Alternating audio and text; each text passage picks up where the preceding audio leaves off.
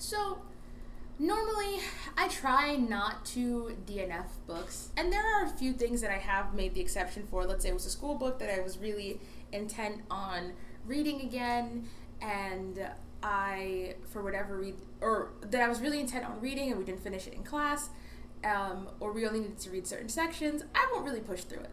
But if it's a reading book that I myself picked up, or if it's erring more on the side of novel rather than philosophical text, then I'm going to try to push through it. However, I was looking at my DNF shelf, and there are a few books that I have never finished. So, journeying back to my junior year, when was that? 2014? I had to read The Grapes of Wrath by John Steinbeck. This is supposedly a great American novel. I don't believe that.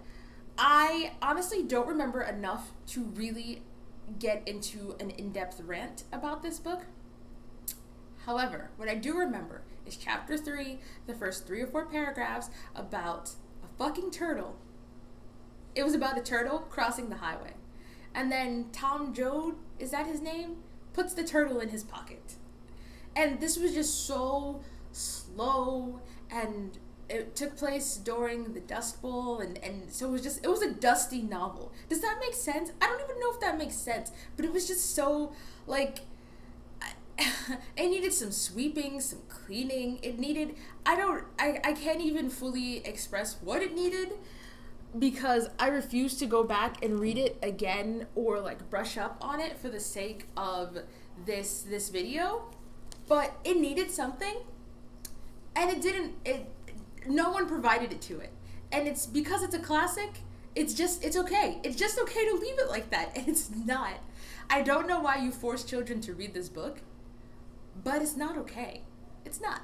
I think I got really caught up in the sweeping and dust metaphor that I was going for there, but it needed some spice. That's what it needed. It needed a little bit of water. And maybe his writing style, maybe it was a reflection of the time, and he was trying to demonstrate how dry it was in the Midwest by making such a dry novel.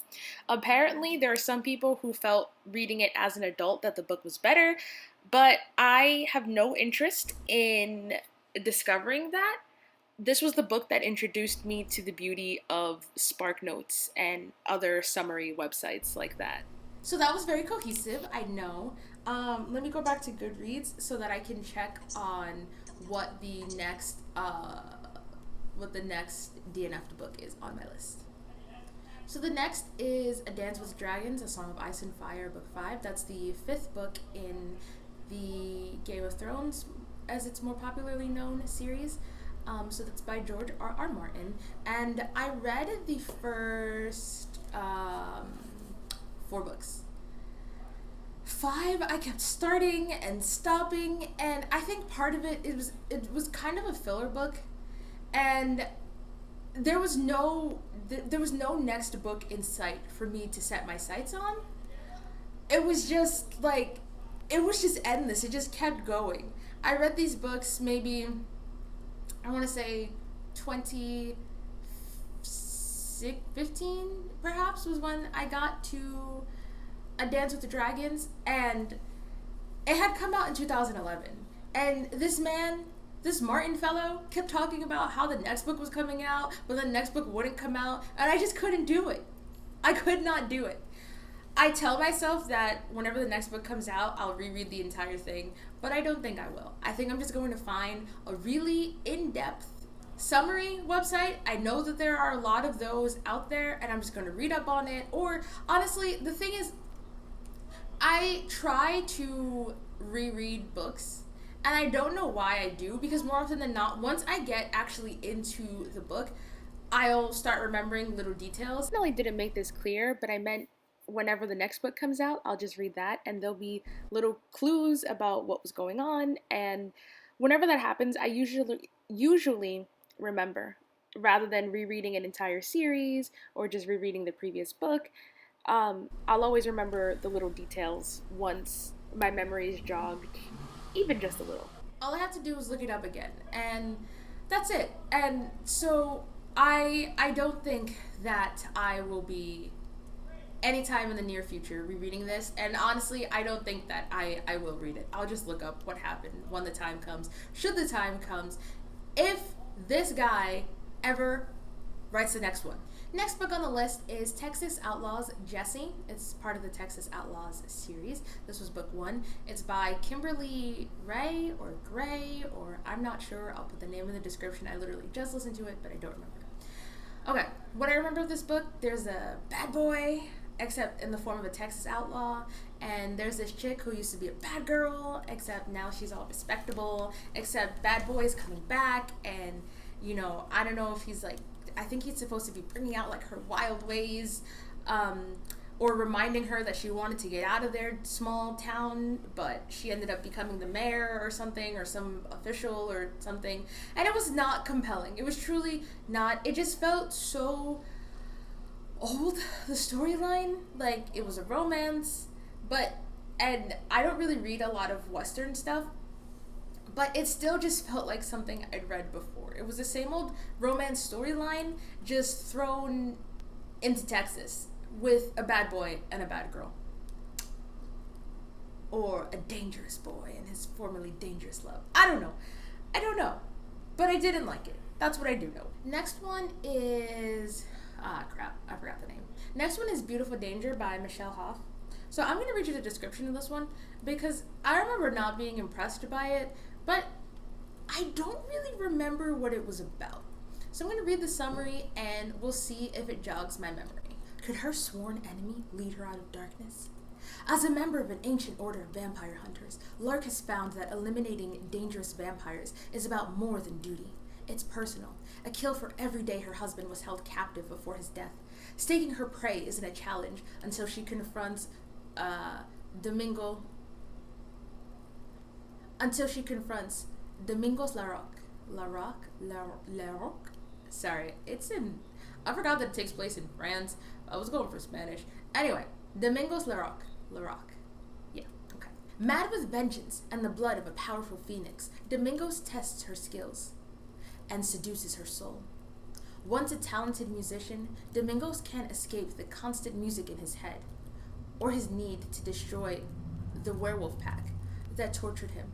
Though trusting the hunter ordered to kill him can be his gravest mistake, the dark desires between them can't be refused.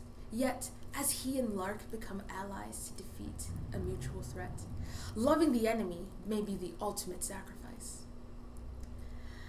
I did not like this book. I did not like this book at all. Now, it sounded right up my alley in terms of what the content was about, but in terms of actually reading it, my eye drops like dry in my lashes, and it's not cool. Anyway, it was not, I remember just being kind of confused. I remember there's this one scene where he follows her home, or the werewolves follow them home, and then he like forces his way into her house, or she lets him in, and she plays the violin, and that like distracts him, and I didn't really feel their love. I didn't really feel this like intense huntress from her. I definitely got crazy guy from vampire, but I feel like vampires, it's very easy to do that for them, so it wasn't hard.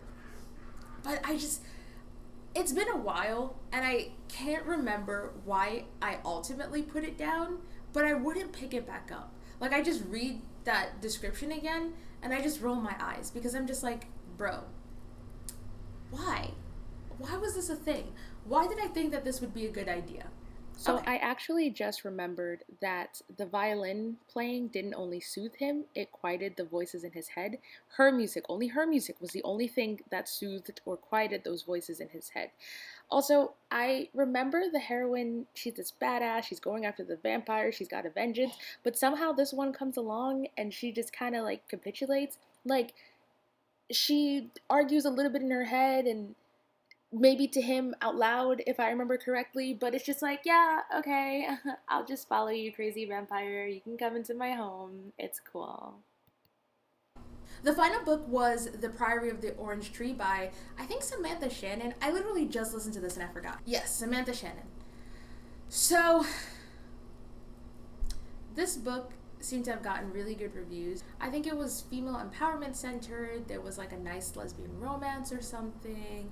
They liked the world building. They liked that it was a matriarchy or something. I don't really remember. But honestly, it was a 25-hour audiobook.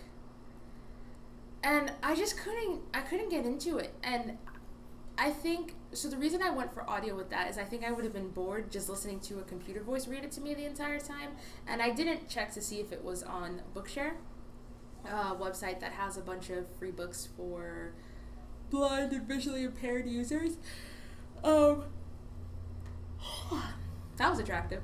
I didn't think to look for it there, and so listening seemed like my best bet. But it was just so dragging for me. I couldn't really get into it. I didn't feel the tension. I didn't really care about the world. I didn't really care about this mystery about like the handmaiden who I think was like an assassin by night or a spy or something. I really don't remember, and it wasn't compelling. And as I was reading the reviews, people were like, it's a really slow start, but by the time you get to page 200, I also saw 400, it really picks up. Why am I going to waste 200 to 400 pages of a 600-700 page book for it then to get good? That's a lot, bro. That's a lot. And so I do get building the world. I do get wanting to really create and establish the kingdoms, establish the settings. I do get that. But it didn't draw me in. It wasn't for me. So, in the span of like 6 years, those are the books that I've DNF'd that were novel based, and those are the reasons why. I've definitely not finished a number of philosophical texts, and there are a few things that I had on my Goodreads that I recently removed because I'm like, Lily, stop lying to yourself. You're not going to finish these books. So just close it. Like, the semester is long gone. You said you're going to finish. Like, I think one of them was I and Thou by Martin Buber, which was honestly really interesting. But I got a new phone, and the app that I had been using, I lost my place, and I didn't feel like re-downloading it and then finding it again. And there was a lot. Another one was The Courage to Be by Paul Tillich, which I ended up not using in the class. So, yeah. I've definitely dropped a lot of the theological and philosophical things. But for the novels, I really do try. I try to get through it. So many of my friends think I'm crazy because they're like, don't waste your time. If you really don't like it, don't waste your time. And I've been trying to do better about that, by just reading it, by putting down a book if I'm just not that into it. But I still do struggle. It feels like there's like hair, but there isn't. Anyway, till next time, guys. Hope you enjoyed this video.